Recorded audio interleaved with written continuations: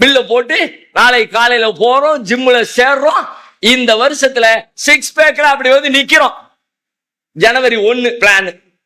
ஜனவரி 1 போனாரு, பார்த்தாரு, போயிட்டு வந்தாரு. 2 கண்ணாடிக்கு முன்னாடி நின்னாரு. 3 அப்பா அப்படின்னு வியந்தாரு. 4 5ஆம் நாள் காலையில் மீண்டும் படுத்து தூங்கினார். இது ஒரு செக்டர். இன்னொரு செக்டர், 5ஆம் நாள் தூக்கம் தான் வருது, ஆனாலும் தூங்க கூடாது அப்படின்னு பல்ல கடிச்சு எந்திரிச்சு போயிட்டார். 6 7 8 9 1 மாசத்தை கம்ப்ளீட் பண்ணிட்டார். ஏன் 1 மாசம் கம்ப்ளீட் பண்ணானோ அவன் 1 வருஷத்தை கம்ப்ளீட் பண்ணிடுவான். 1 மாசத்தை கம்ப்ளீட் பண்ண, ஒரு நாள் பண்ணவன் மறுநாள் தூங்கிடும். 1 மாசம் என்ன ஆனாலும் பல்ல கடிச்சுக்கிட்டு எவன் அதை 1 மாசத்தை முடிச்சானோ அவன் 2ஆவது மாசம் கண்டினியூ பண்ணுவான். எப்படா என்ன யாரு முடிச்சா யாரு முடிக்கலன்னு தமிழ்நாடு முழுக்க, இந்தியா முழுக்க எல்லா ஜிம்லையும் போய் ரிசர்ச் பண்ணி ரிசர்ச் முடிவை வெளியிட்டு இருக்கிறான். எவெல்லாம் 1 வருஷம் ஃபீஸ் கட்டினானோ வருஷம் முழுக்க வந்துட்டான். எவெல்லாம் 1 மாசம் ஃபீஸை கட்டினானோ போகுது.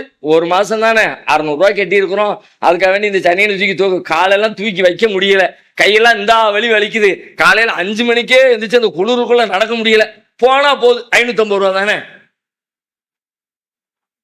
5500 ரூபாய் கட்டினவன் 5500 கட்டியிருக்கு, 6000 ரூபாய் கட்டியிருக்கு, 1 வருஷத்துக்கு கட்டிட்டோம், விடக்கூடாது. அதுக்கு கொடுத்ததுக்கு உரிய வேல்யூவை பயன்படுத்தி நினைக்கிறோம்ல. இப்ப நம்ம வேல்யூவே கொடுக்காததுனால தான் இஸ்லாம் நம்ம வாழ்க்கையில் நடைமுறைக்கு வரவே இல்லை. இஸ்லாம் மட்டும் இல்லை, வெள்ளிக்கிழமை ஜும்மாவும் அதே மாதிரி தான் ஆயிடுச்சு, நடைமுறைக்கு வரல. மிகச்சில பேர் எடுத்துக்கொள்கிறார்கள், மிகச்சில பேர் எடுத்துக்கொள்கிறார்கள், இல்ல மறுக்கல. ஆனால் அவர்கள் எண்ணிக்கையில ரொம்ப கம்மியில. அதிகமான மக்கள் ஏன் எடுக்கல அப்படின்னா பெண்ண, அதனால பெண்ண உனக்கு என்ன இழப்பு? ஒரு இழப்பும் இல்ல, போற போக்குல போய்கிட்டே இருக்கு. இந்த உணர்விலிருந்து வெளிப்பட்டு நாம இது எனக்கு சொல்லப்படுகிறது, என் வாழ்க்கைக்கு சொல்லப்படுகிறது, எனக்கு பயனுள்ள செய்திகள் சொல்லப்படுகிறது, அதை பின்பற்றுவதால் எனக்குத்தான் நன்மை, இதை நான் புறக்கணிப்பதால் எனக்குத்தான் தீமை என்பதை ஆழ்மனதிலே பதிய வைத்துக் கொண்டு இந்த செய்திகளை செவியேற்று செயல்படுத்த ட்ரை பண்ணாருன்னா ஒரு நாள் கலங்காத மனம் வேண்டும் அப்படிங்கிற இந்த கோரிக்கைக்கு ஒரே நாள் பதில் அளிக்கப்படும். அல்லாஹ் அப்படித்தான் வழி சொல்லி தரான்.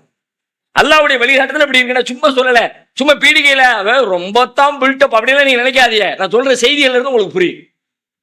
முதல்ல இயல்பா நீங்க ஓவரால பார்த்தா இது ஒரு நீண்ட தலைப்பு தான், இருந்தாலும் ஒரு ஷார்ட்டா நம்ம பார்ப்போம். ஓவரால பார்த்தா நீங்க பெரும்பாலும் இந்த கலக்கங்கள் ஏன் வருகிறது, ஏன் நம் மனம் தளர்கிறது? வாழ்க்கையில் துன்பங்கள், துயரங்கள், பிரச்சனைகள், நெருக்கடிகள் இல்லாத வாழ்க்கை யாருக்குமே இல்லை. கண்டிப்பா நீங்க துன்பத்தை சந்திச்சே திரும்பி. இந்த உளவியலை படிச்ச உடனே வாழ்க்கையில துன்பம் இல்லாம போயிருமானா முடியாது, துன்பம் இருக்கும். துன்பமற்ற வாழ்க்கை, கவலையற்ற வாழ்க்கை, பிரச்சனையற்ற வாழ்க்கை, சிக்கலற்ற வாழ்க்கை உலகத்தில் யாருக்கும் அல்லாஹ்